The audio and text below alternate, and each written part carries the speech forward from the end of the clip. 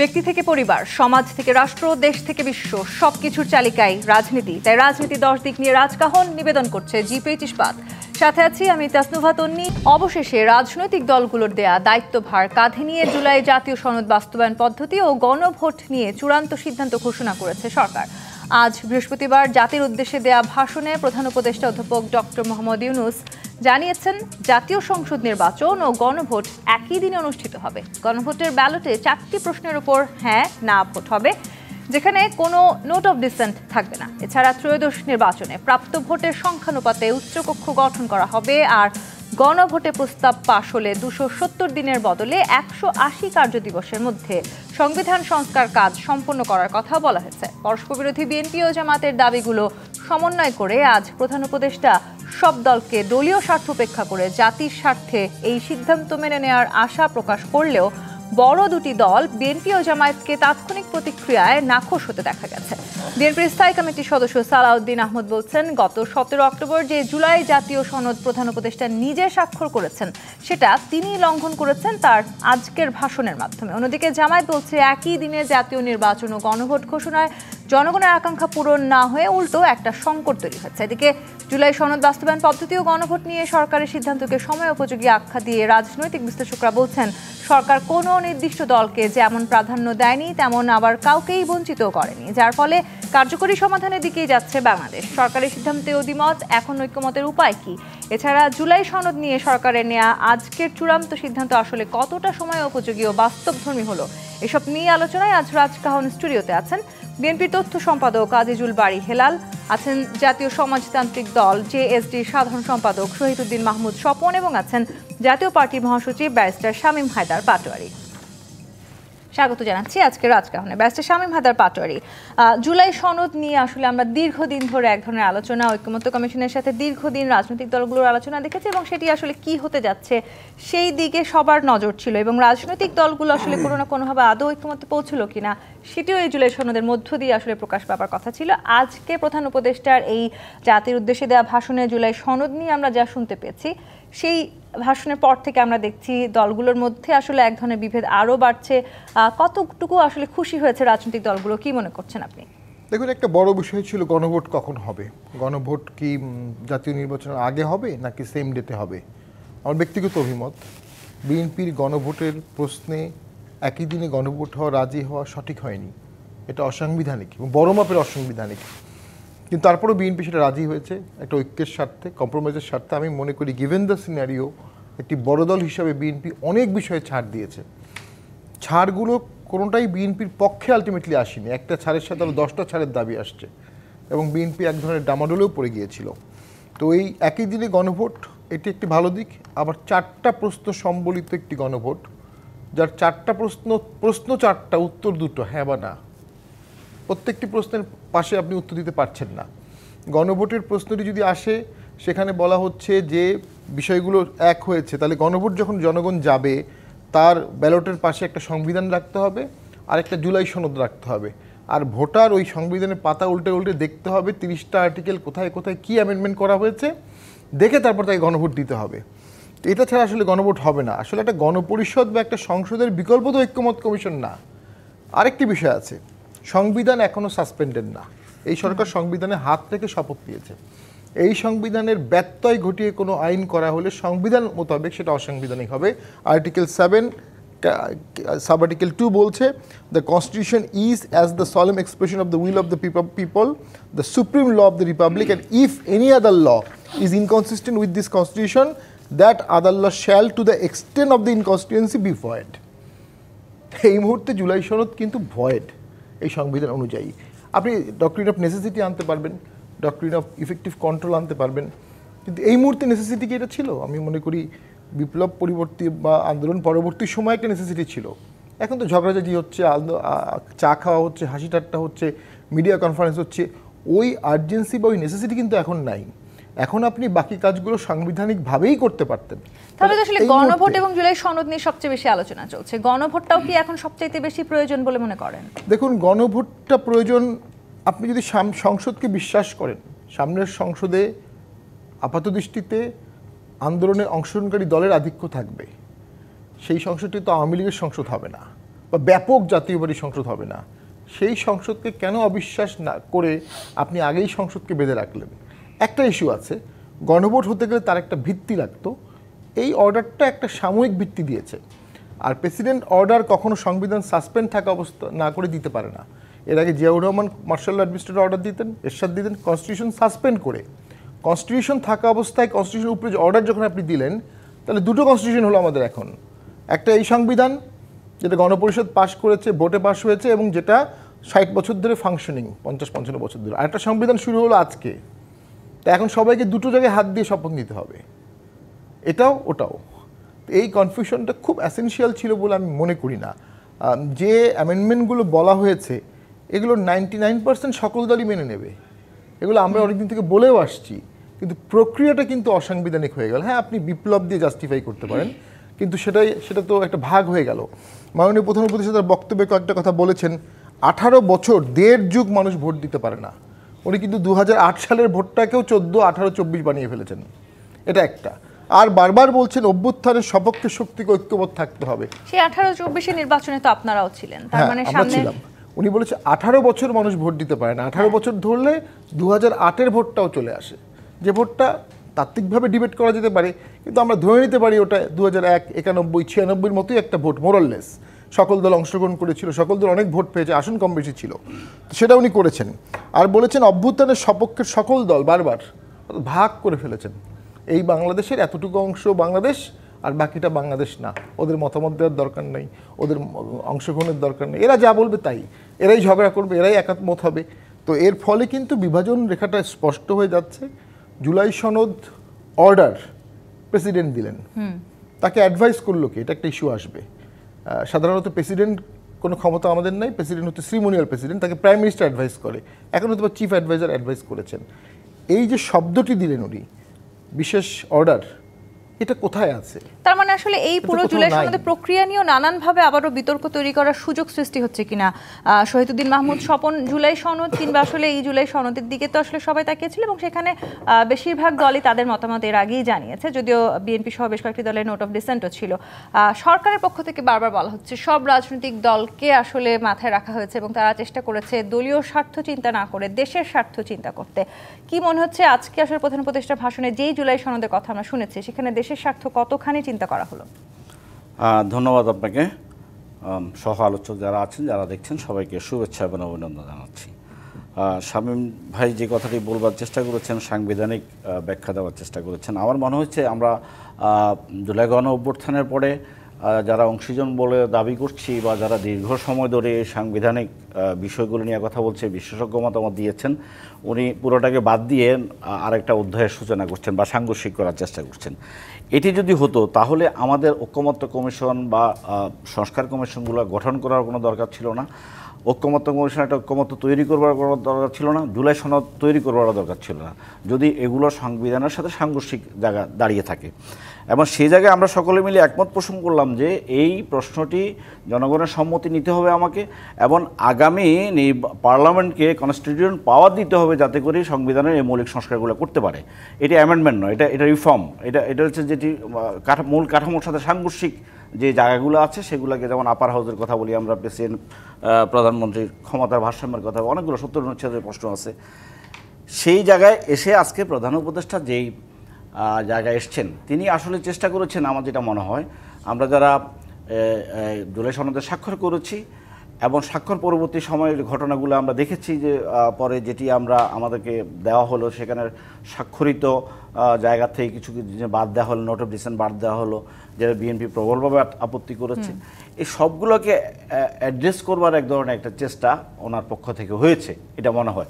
মানে দারুণভাবে বিভাজিত একটা অবস্থা তৈরি হয়েছে, সেখানে গণভোটের বিষয়টিকে উনি আনবার চেষ্টা করেছেন, আগামী পার্লামেন্টে কনস্টিটিউশন পাওয়ার দেওয়ার কথা বলেছেন, সংবিধান সংস্কার সভার কথা বলেছেন। একই সাথে যেটা শামীমের সাথে আমি একমত, যে 4টা বিষয়কে uনি আনলেন, যে পিয়ার সহ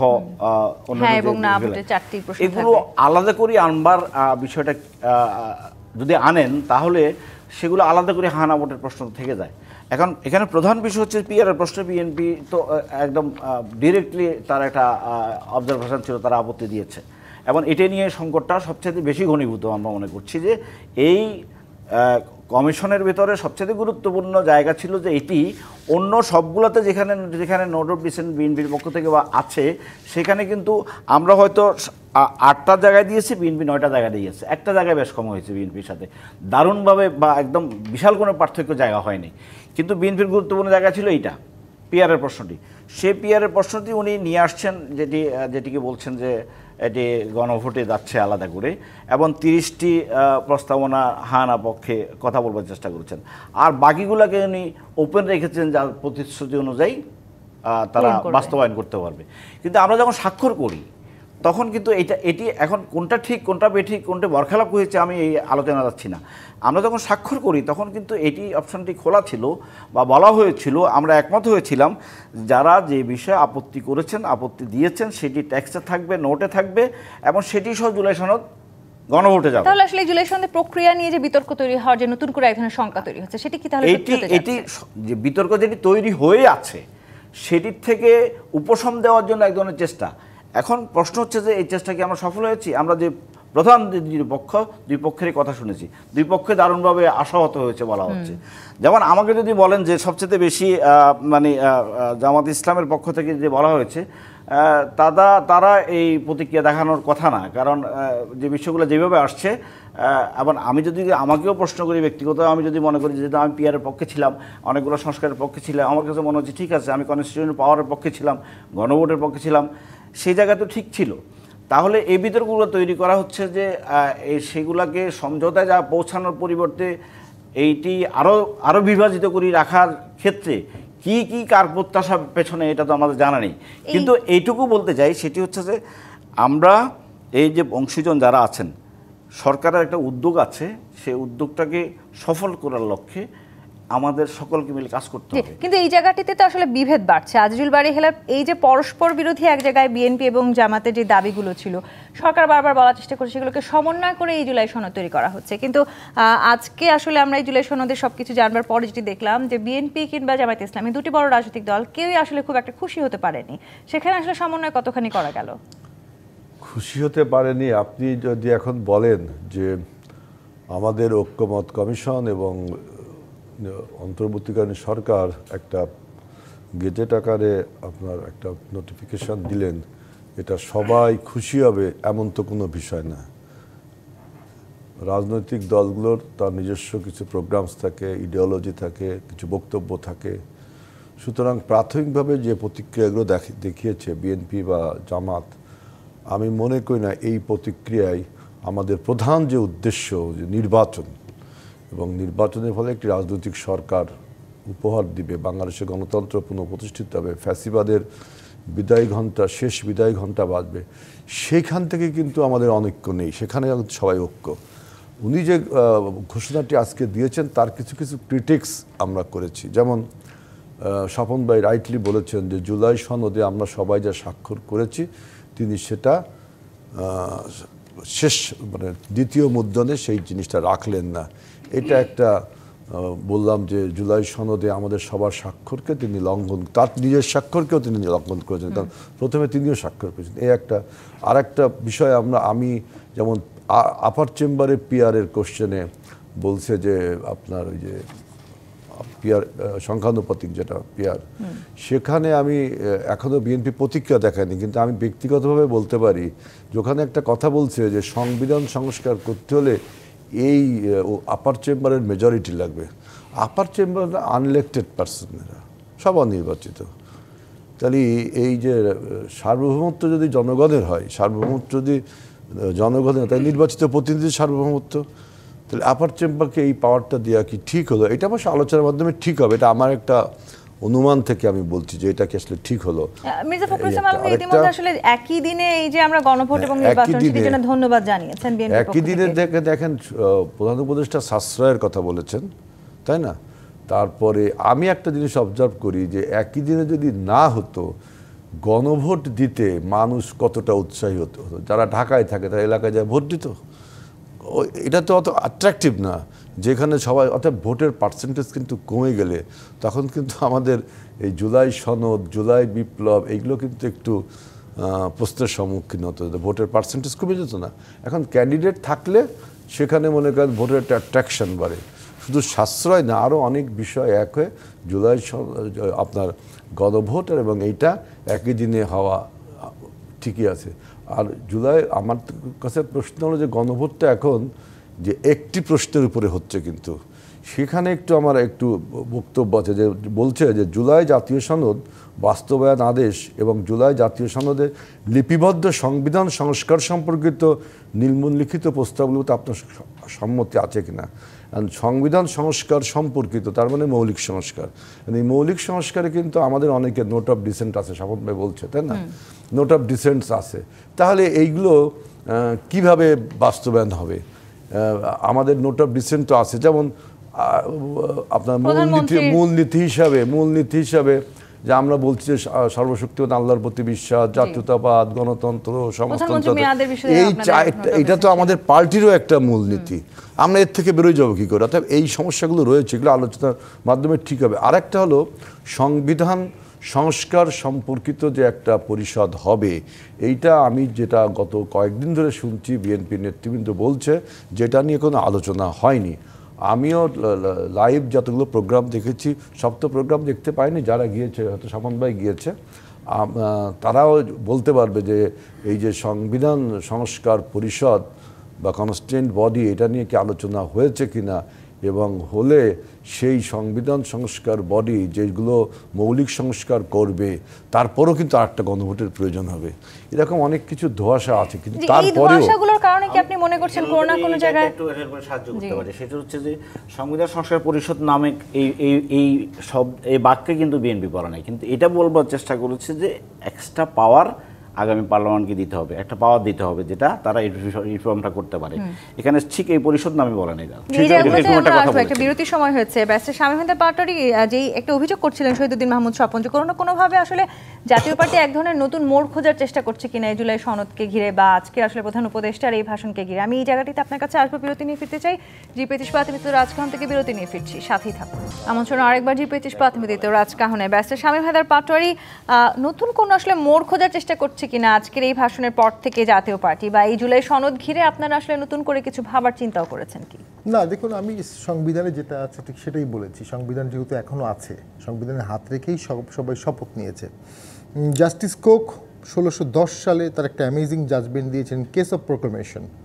কিং জেমস সেই সময় প্রচুর অর্ডিন্যান্স দিত, সংবিধান সব উল্টাপাল্টা করে ফেলতো। জাস্টিস কোক একটা রায় দিলেন যে আপনি অর্ডিন্যান্স দিতে পারবেন, কিন্তু লয়ের বাইরে দিতে পারবেন না, কমন লর বাইরে। সেম জিনিস আমাদের এখানে আর্টিকেল 93-তে আসছে, যে রাষ্ট্রপতি অর্ডিন্যান্স দিতে পারবে, কিন্তু অর্ডিন্যান্স দিতে পারবে অনলি এই সংবিধানের সাথে কন্ট্রাডিক্টরি কিছু না। এই বর্তমান যে আজকে অর্ডারটা দেওয়া হলো, এই শব্দটা আমাদের জুরিসপ্রুডেন্সে কোথাও নাই, কোনো আইনে নাই। প্রেসিডেন্সিয়াল অর্ডার শব্দটা এই মুহূর্তে কোথাও নাই, পুরনো কিছু আইন ছাড়া। 1951 সালে আমরা এক ধরনের বিশেষ পরিস্থিতিতে আছি, বিশেষ এক ধরনের অবস্থায় আমরা আছি। সেটা তো জাস্টিফাই করা যায় বিশেষ অবস্থা নেই। তাহলে সংবিধানের হাত থেকে শপথ নিলেন, সংবিধান সাসপেন্ড করে দিতেন। আপনি দুই সংবিধান তো একসাথে রাখতে পারবেন না, দুটো কন্ট্রাডিক্টরি ইনস্ট্রুমেন্ট তো একসাথে রাখা যাবে না, এটি একটি সমস্যা। তো ওইখানে কিন্তু বলা ছিল সংবিধান আপনি এডিশন করতে পারবেন না। আর আজকে যে আইনটা বলা হলো এটা অটোমেটিক্যালি সংবিধানের পার্ট হয়ে যাবে। মানে সংবিধানের আইন পাশ করা একটা অর্ডার, সংবিধানের পরিবর্তন করার একটা আদেশ আজকে পাশ করলেন রাষ্ট্রপতি, কিন্তু সংবিধানে তার সেই ক্ষমতা নাই। সংবিধান কিভাবে অ্যামেন্ডমেন্ট হবে এটা আর্টিকেল 142-তে বলা আছে, পার্লামেন্টের মাধ্যমে হবে, এবং কিছু কিছু ক্ষেত্রে গণভোট চলে আসছে, যেহেতু 15 অ্যামেন্ডমেন্ট ইতিমধ্যে বাতিল হয়ে গেছে। তাহলে ওই গণভোটটা কখন হবে? সংবিধানে তো একটা গণভোটের প্রভিশন আছে, সেই গণভোটটা লাগবে না বর্তমানে অর্ডারটা বলছে। তাহলে সেই গণভোটটা বাদ দিয়ে যখন এই অ্যামেন্ডমেন্টগুলো সংবিধানে সন্নিবেশিত হবে, সেটার স্ট্যাটাস কী হবে? এবং কেউ এই সংবিধানের আলোকে শপথ নেবে, আবার তারাই গণপরিষদের আন্ডারে এই অর্ডারের আন্ডারে শপথ নেবে। সামনের সংসদে এই আইন ভোট হলে দুটো শপথ হবে। তো এই দুই শপথের মধ্যে কোনটা কন্ট্রাডিক্টরি হলে তখন কি হবে? দুটো বডি হয়ে গেল। তো আমি তো মনে করি পার্লামেন্টকে কেউ বাঁধতে পারে না। পার্লামেন্ট এখানে আসলে কোথাও না কোথাও গিয়ে রাজনৈতিক দলগুলো নিজেদের স্বার্থকেই বেশি গুরুত্ব দিচ্ছে বলে কি মনে করেন? ঠিক স্বার্থকে আমি বলবো না, আমার কাছে মনে হয়েছে পুরো প্রক্রিয়ার মধ্যেই আমাদের 72 সংবিধানকে একটু সাবভার্স করা, একটু ছোট করা, এর প্যারালাল একটা কিছু দাঁড়া করানোর একটা প্রক্রিয়া আছে, যেটা সম্পূর্ণ নিষ্প্রয়োজন। একটা অগণতান্ত্রিক ভোটের কোনো ম্যান্ডেট 72 সংবিধানে নেই। মানুষ যদি সংবিধান অপব্যবহার করে যে কোনো কিছুরই অপব্যবহার করতে পারবে। আর সংবিধানের কোনো দোষ নেই, দোষটা মানুষের, নেতার, রাজনৈতিক দলের বা ব্যক্তির।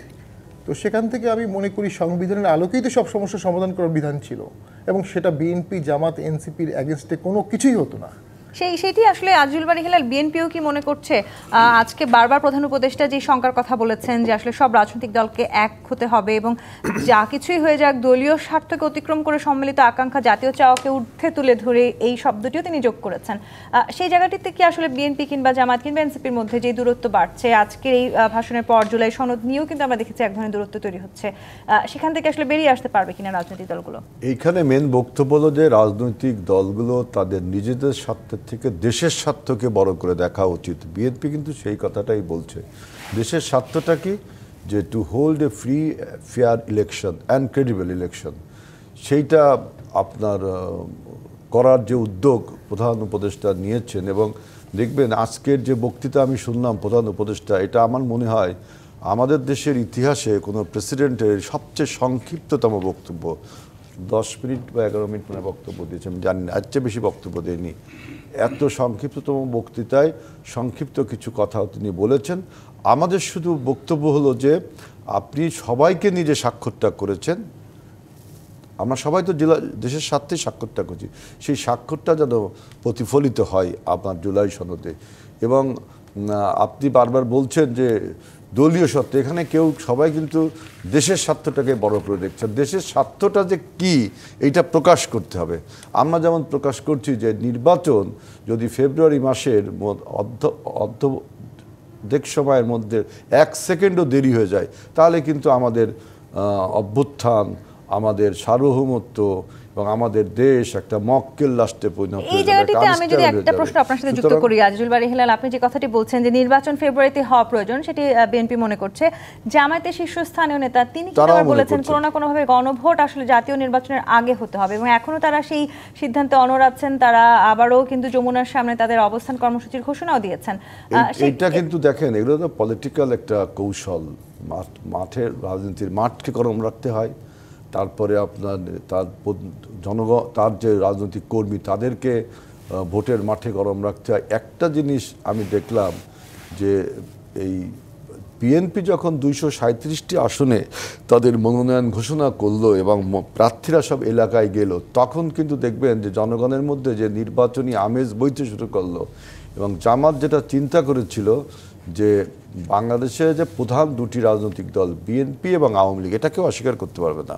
এখন আওয়ামী লীগের অপকর্মের ফলে, সন্ত্রাসের পর তারা বিদায় হয়েছে, অর্থাৎ জামাত দ্বিতীয় সারি থেকে এখন প্রথম সারিতে এসে তারা চিন্তা করেছিল তারাই মনে হয় জনগণের কাছে সবচেয়ে বেশি জনপ্রিয়। কিন্তু বিএনপি যখন নমিনেশন ঘোষণা করলো, তখন কিন্তু ভোটের মাঠের চিত্র পাল্টে গেল। এখন তারা তাদের কর্মীদেরকে উজ্জীবিত রাখার জন্য, তাদের রাজনৈতিক বক্তব্যকে জারি রাখার জন্য, এগুলো পলিটিক্যাল কৌশল হয়। এবং ভোটটা যদি একটু পিছিয়ে দেওয়া যায় তাহলে গুছিয়ে নিতে পারবে, এই সমস্ত কৌশল তারা করবেই।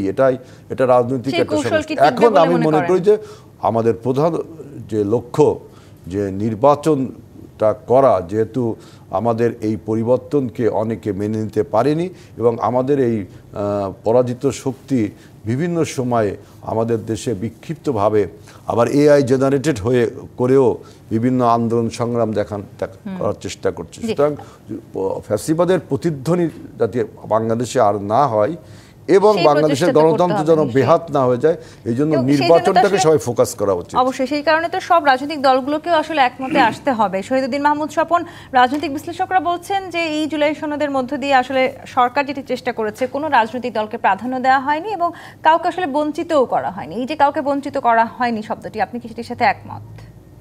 না, আমি তো প্রথমে বলবার চেষ্টা করছি যে সরকার যে অংশীজন যারা আছেন তাদেরকে এক ধরনের কি বলে এটাকে, তাদের বুঝ দেওয়ার একটা চেষ্টা করেছেন যে যা যা দাবি জায়গাটাতে তারা যেন কিছুটা হইলেও একটি পায়। যেমন গণভোটের প্রশ্নে বিএনপি তো একটা অনড় অবস্থান ছিল যে জাতীয় নির্বাচন এবং গণভোট একসাথে হতে হবে।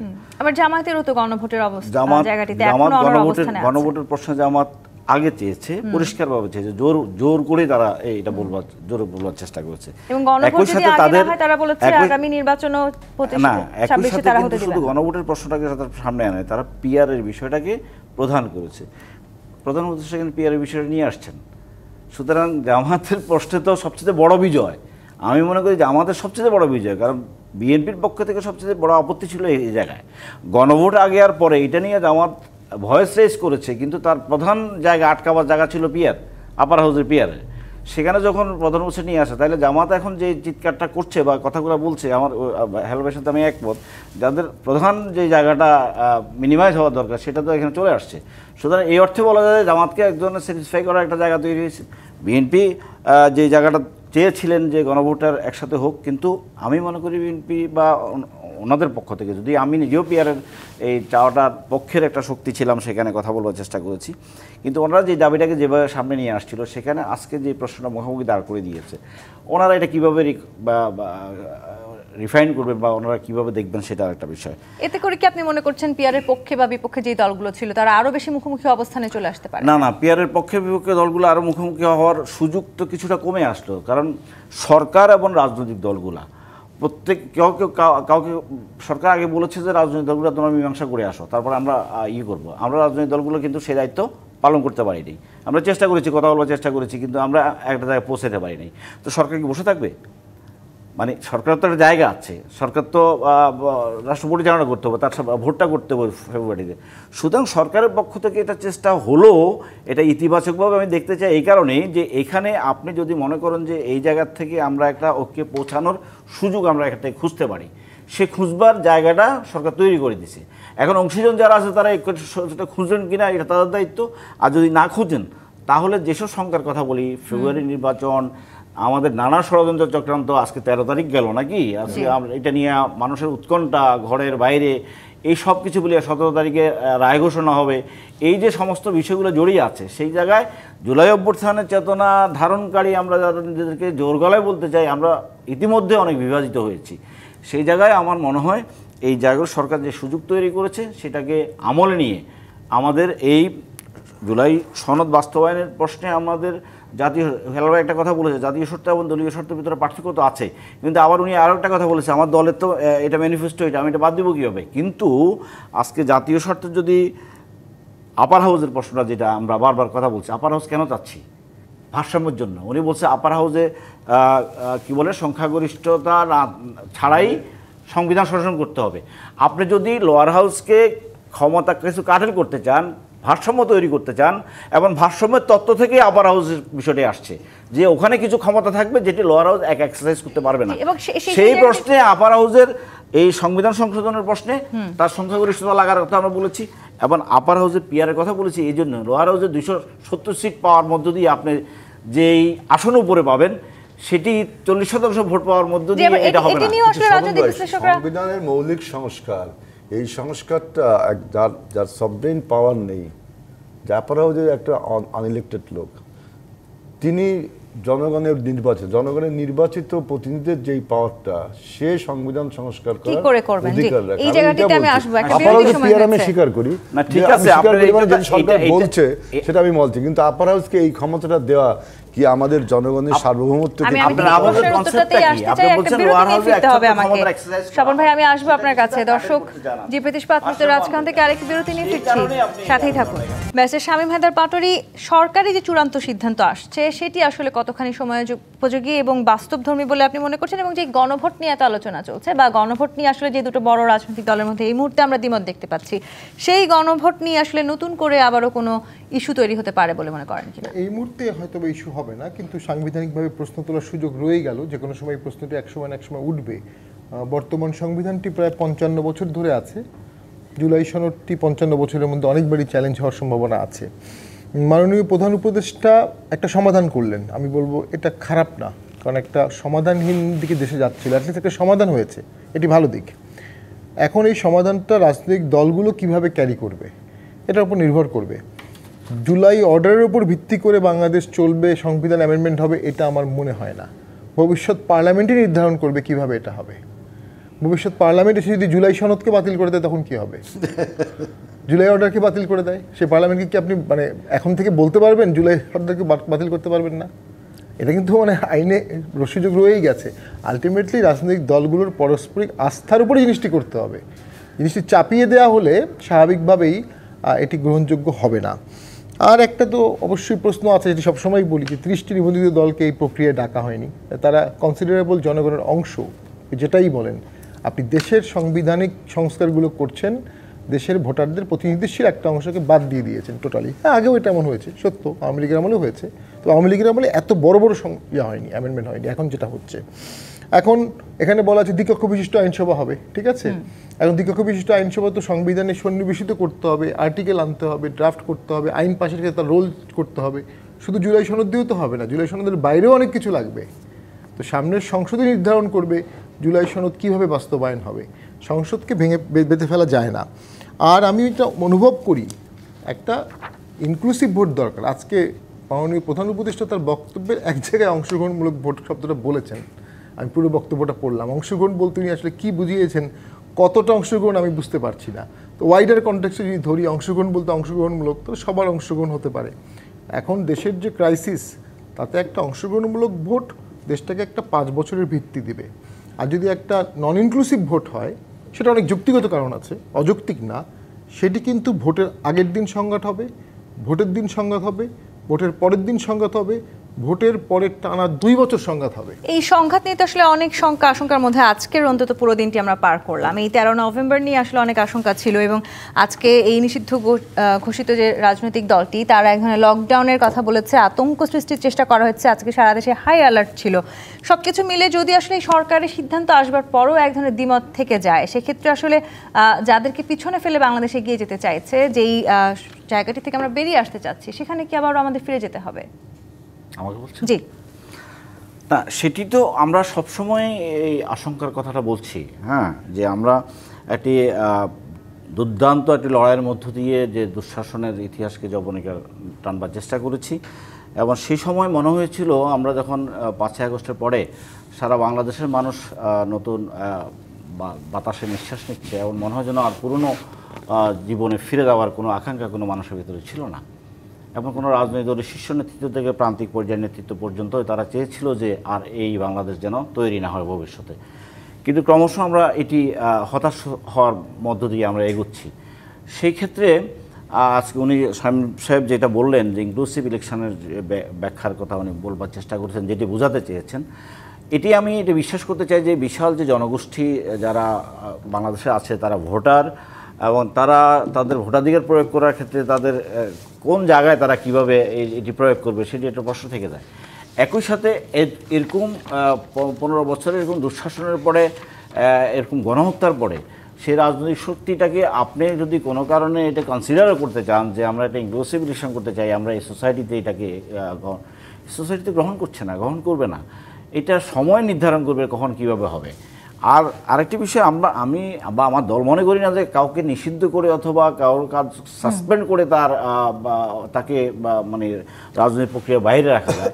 কিন্তু তাকে ফিরে আসতে হলে তার যেই বিশুদ্ধতার প্রয়োজন, সেটিকে অতিক্রম কীভাবে করবে, এটি তার দায়িত্ব, এটি জনগণের দায়িত্ব না। যেই অপরাধ যদি তার থেকে থাকে, সেই অপরাধকে সে কীভাবে এটা ওভারকাম করবে, জনগণের মাঝে কীভাবে ফিরে আসবে, সেটি ভবিষ্যৎ দেখা যাবে। এখন যে কথাটা বলতে চাই, সেটা হলো যে আমরা যারা এখন যে সমাজটাকে দেখছি, বা যে সমাজে আমরা বাস করতে চাই, আমরা যেসব জায়গায় বিভাজন তৈরি করছি, এই জায়গার থেকে আমাদের বেরিয়ে আসা দরকার। আমরা দলীয় ক্ষুদ্র স্বার্থকে আমরা প্রধান করছি, আমরা নানা এজেন্ডা ভিত্তিক আমাদের কাজ আছে, এগুলো জনগণ বোঝে। জনগণ কিন্তু এক ধরনের বিরক্তি তৈরি হচ্ছে জনগণের ভেতরে। জনগণ সংস্কার, নতুন একটা পার্লামেন্ট গঠন করার মাধ্যমে একটা রাজনৈতিক সরকার ফিরে যাওয়া, এগুলো সব কিছু জনগণ চাচ্ছে। একই সাথে যেটি চায়, যে জনগণ, অনেকে বলে না সংস্কার বুঝে না, এটা বুঝে না, সেটা বুঝে না, এটা ঠিক নয়। কিন্তু জনগণ এটা বুঝে যে 15 বছরের একটা দুঃশাসন ছিল, সেই পরিবর্তনটা তো অবশ্যই আমরা দেখতে চাই। সেই দুঃশাসনটা মুক্ত একটি রাজনৈতিক কর্তৃপক্ষ তৈরি করবার জন্য যে সাংবিধানিক ক্ষমতা দরকার, যে রিপেয়ার দরকার, যেখানে সংশোধন করবে, সেটাকে বাদ দিয়ে আমরা যদি পথ চলতে চাই, তাহলে সেই পথ চলাটা আমার হোঁচট খাবো আমরা। আজিজুল বারী হেলাল, এই যে একটা শঙ্কা আসলে সবসময় থাকে, ভবিষ্যতে যারা ক্ষমতায় আসবেন তারা তাদের নিজেদের স্বার্থে আসলে যে কোনো কিছু বাতিল বা নিজেদের মতন করে পরিবর্তন করে ফেলেন। জুলাই সনদের ক্ষেত্রে আসলে সেটি ঘটতে যাচ্ছে কিনা, যদি আসলে এই মুহূর্তে সবাই ধরে নিচ্ছে বিএনপি হয়তো আগামী নির্বাচন হলে যদি জয়ী হয়, তাহলে তারাও আসলে সেই পরিবর্তন করবে কিনা। সে সাথে আরেকটি প্রশ্ন আপনার কাছে আমি রাখতে চাই, যে গণভোট এবং জাতীয় নির্বাচন একই দিনে হওয়াতে বিএনপির পক্ষ থেকে ধন্যবাদ জানানো হয়েছে সরকারকে। গণভোটে যে 4টি বিষয় আসলে জানতে চাওয়া হবে, আপনারা কি মনে করছেন তৃণমূল পর্যায় পর্যন্ত সবাই আসলে এই 4টি বিষয় সম্বন্ধে বুঝতে পারছে কিনা বা তারা অবগত কিনা? প্রথমে বলি যে এই যে গণভোট এবং যদি নির্বাচিত হলে এই সব কিছু ছুঁড়ে ফেলবে কিনা, এই আশঙ্কা থেকেই কিন্তু আস্থা এবং অনাস্থা তৈরি হয়েছিল রাজনৈতিক দলগুলোর মধ্যে, যে আমরা এখন যে সমস্ত কথা বলছি ঐকমত্য কমিশনে বসে, সেটা যদি আপনি বাস্তবায়ন না করেন, এই একটা সন্দেহ, মানে একে অপরের প্রতি বিশ্বাস না থাকার কারণে এই জন্যই কিন্তু গণভোট ইন্ট্রোডিউস হয়েছে। গণভোটটা যে খুব বেশি প্রয়োজন ছিল এটা আমি মনে করি না, কিন্তু বিভিন্ন রাজনৈতিক দলের দাবি, যেহেতু কেউ কাউকে বিশ্বাস করছে না, তাহলে কি করে বিশ্বাস করাতে হবে? পিপলসের উইলসটা, যদি গণভোটে পিপলসের উইলসটা হবে, আর পলিটিক্যাল পার্টিসগুলো কমিটমেন্ট করছে, কমিটমেন্টকে মানছে না বলে সেটি আসলে সাধারণ জনগণ বুঝতে পারছে কি, এটা আমি পরে আসি। সুতরাং আমরা যে গণভোটে যে রায়টা হচ্ছে সেটা ছুঁড়ে ফেলানো, যদি ছুঁড়ে ফেলানোর আপনি ফেলাতে পারেন, কিন্তু তাতে আপনার নৈতিক পরাজয় হবে, কিন্তু আপনি আইনগতভাবে তাকে ধরতে পারবেন না, নৈতিক পরাজয় হবে। অতএব গণভোটের ফলে যে জুলাই সনদটা হচ্ছে, জুলাই সনদটা এটা সবাই মানবে। এখন এর বাস্তবায়ন প্রক্রিয়া নিয়ে তর্ক বিতর্ক ছড়িয়েছে, কীভাবে বাস্তবায়ন হবে। বাস্তবায়নটা অবশ্যই কোনো নিয়ম, কোন তরিকায় হবে, এটা নিশ্চয়ই নিয়মতান্ত্রিকভাবে হওয়া উচিত, এবং সেই আলোচনা সংসদে হবে। আর একটা আপনি বলছেন যে সাধারণ জনগণ বোঝে কি বোঝে না, দেখেন এটা একটা কিন্তু খুব $1 মিলিয়ন কোশ্চেন। এই যে আমরা যে তর্ক বিতর্কগুলো ঐকমত্য কমিশনে করি বা টকশোতে করি, এগুলো কিন্তু স্কলার মতামত, যারা স্কলার মতামত, সাধারণ মানুষ এই মতামত কতটা বোঝে এটা খুব একটা ইম্পর্টেন্ট না। কারণ স্কলার মতামতটা হয় যে দেশটা কিভাবে চলবে যাতে সাধারণ মানুষ উপকৃত হয়। আমরা যারা স্কলার মতামত দিই, আমাদের মতামতের ফলে যাতে সাধারণ মানুষ উপকৃত হয়। সাধারণ মানুষ আমাদের মতামত যে অক্ষর টু অক্ষর বুঝবে এমন কোনো বাধ্যবাধকতা পৃথিবীর ইতিহাসে নেই। কারণ কি, আমি একটু বলে দেখেন, ব্রিটেনে যখন গণভোট হয়েছিল ব্রেক্সিটে থাকবে কি থাকবে না, ব্রিটেনের অনেক স্টুডেন্ট তারা জানছেই না যে আসলে আপনার এই যে কি নিয়ে গণভোট হচ্ছে। স্কলার মতামত এগুলো সবার জানতে হবে এমন কোনো কথা নেই। এবং শহীদুদ্দিন মাহমুদ স্বপন আজকে আমাদেরকে রাজখানে সময় দেওয়ার জন্য। দর্শক, আজকের মতো বিদায় নিচ্ছি জি25 আত্মীয়িত রাজকাহন থেকে। ফিরবো আগামী রবিবার রাত 10টায় নতুন রাজকাহন নিয়ে। ডিবিসির সঙ্গেই থাকুন।